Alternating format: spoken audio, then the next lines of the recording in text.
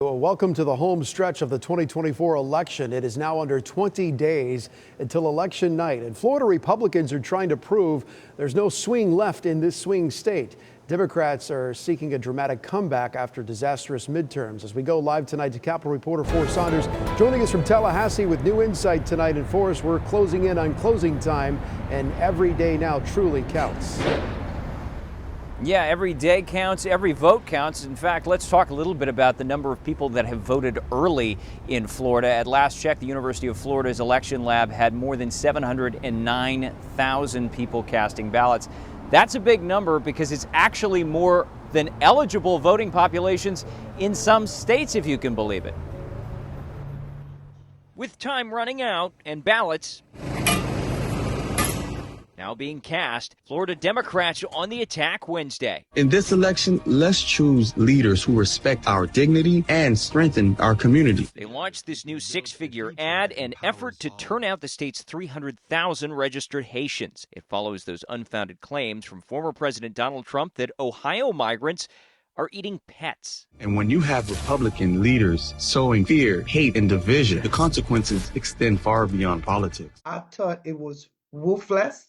I thought it was inhuman, but most of all, I thought it was cowardice as well. State Rep Marie Woodson, a Haitian American, voiced the Creole version of the ad. She's urging her community to show up for Vice President Kamala Harris. Don't be afraid, because we are resilient. We are strong people. We were the first Black independent nation. So what are we afraid of? Are we afraid of saving our democracy? And in the state capitol, longtime Republicans jumping in too. His character is so bad, I can't believe anybody that really looks at it objectively, Republican, Democrat, or Independent, would vote for him. At a press conference in Tallahassee, retired Lieutenant General Robert F. Milligan and former GOP operative Max Stepanovich, who jumped ship with the party in 2018. He's a fascist.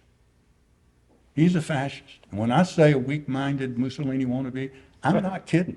They're the same never-Trumpers that failed in 2016 to prevent President Trump from becoming president. State GOP Chair Evan Power unfazed by all of this. The Republican noted his party has more money in the bank, as many as 1 million more registered voters, and what he thinks is better enthusiasm. The message is very simple, is that we have a country to save, and we need every Republican to go out and vote like their future depends on it, because their economic future and the future of this nation does depend on their vote. Power vowing to turn out as many of those Republicans as possible in the remaining days, saying it's the linchpin to their victory.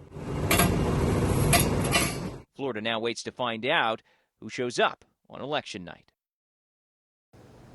Okay, so real quick, the Trump campaign all focused on Latino voters today. They did a town hall with Univision down in Doral. Now, I will say the recent polling suggests that Harris will probably win that demographic, but she's not doing as well as her predecessors, meaning there may be an inroad there for Donald Trump. Paul?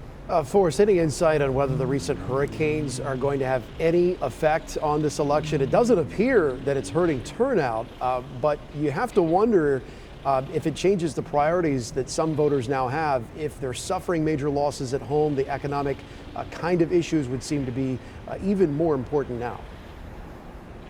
Yeah, and I would expect that the Florida Democrats are really going to lean into that in these remaining 20 days. You can expect that they will do some campaigning on the issue of property insurance, whether or not the reforms that the Republican-controlled legislature put in place were enough or appropriate, or whether more needs to be done. I mean, affordability continues to be a major talking point, not just here in Florida, but really across the country.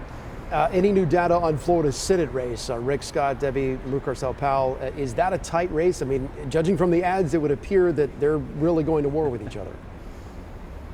Yeah, I think Powell definitely feels like there is some momentum behind her. She definitely is relevant, and she is getting some cash from national Democratic groups, which is a better indicator that she's competitive. And then you look at the polling, right? The polling has been kind of all over the place. We saw a Siena poll that showed she was down 9 points, but then a recent Marist poll had her down 2 points. So the 538 average right now is under 5 points between the two. Scott's still on top, but Democrats definitely think they have a game on their hands here, so you can expect basically all gas, no brakes until we hit November 5th. Yeah, I tell you, I can't believe we're 20 days out. It's like we were in a time warp in part because of these hurricanes. Forrest Saunders, live from Tallahassee. As always, thank you for your insights, sir. Appreciate it. Still to come at